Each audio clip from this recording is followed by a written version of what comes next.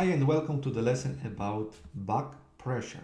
I think that if you come to data engineering world from software engineering, you have certainly heard about this term in the context of a communication between different APIs.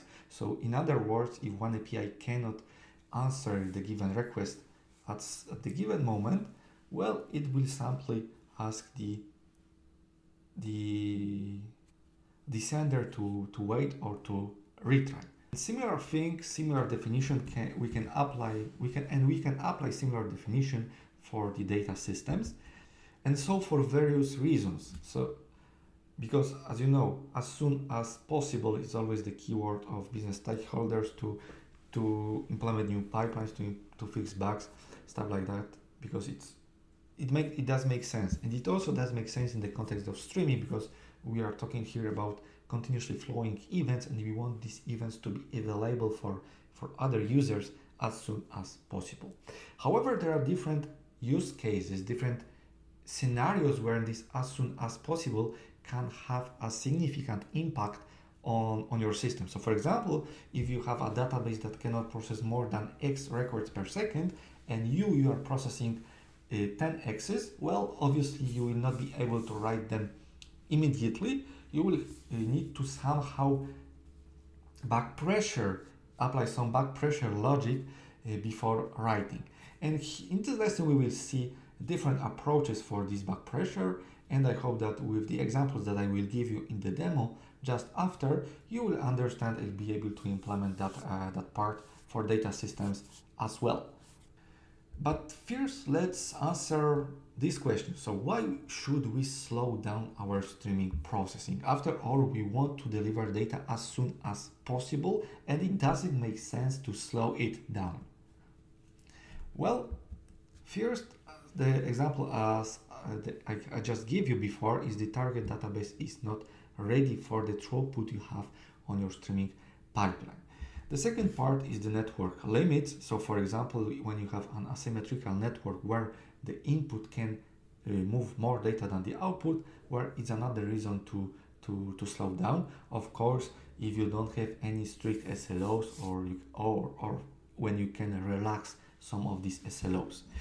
And finally, there is the limited hardware when you have customers that cannot scale, unfortunately, and without the back pressure, they will just continue taking much more data, and at some point that will fail with some maybe out of memory problems.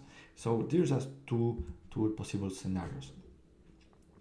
And the back pressure is the term you should be familiar with if you want to talk about throughput control. How?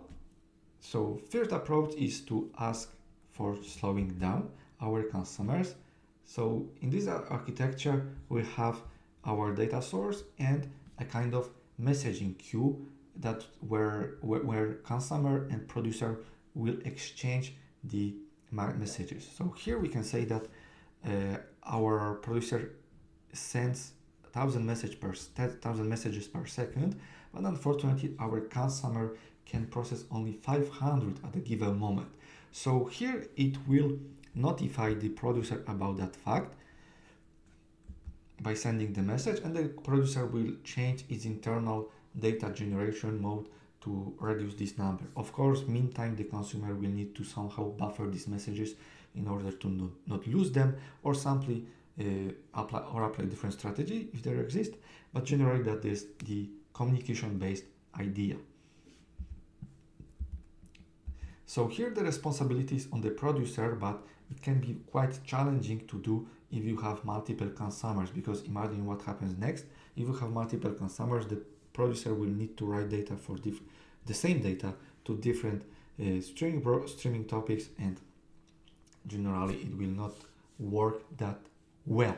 And the other question is how to agree on the throughput in case we want to only keep a single source.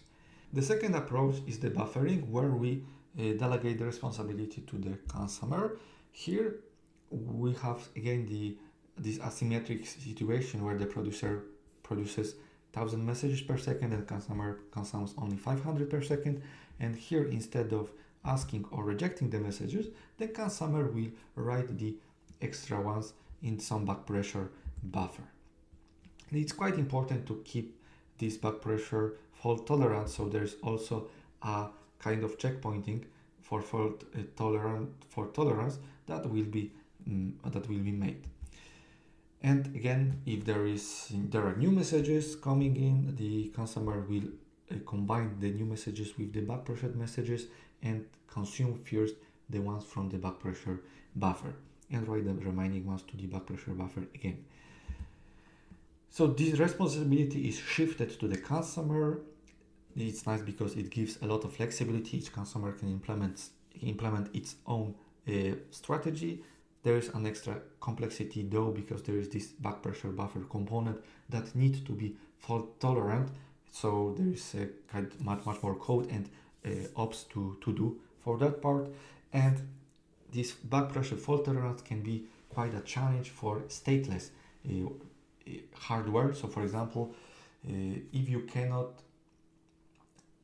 identify one task easily, if the task doesn't have any identity, well, having this fault backpressure tolerance will be difficult, because you will be not able to reload data from this fault tolerance storage in case of restart or in case of failure of this stateless consumer. The second strategy is probably the easiest one, right? Because it consists of simply dropping the extra messages. So here we have again our asymmetric situation, and the consumer only takes the first 500 rows and writes them to the database, and the remaining ones are simply lost. So it's the easiest to implement, because generally it's like I have my sequence, I dot take 500 and I write them down.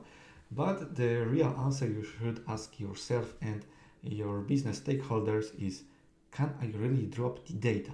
So I'm repeating this a lot in this course, but data is a valuable asset.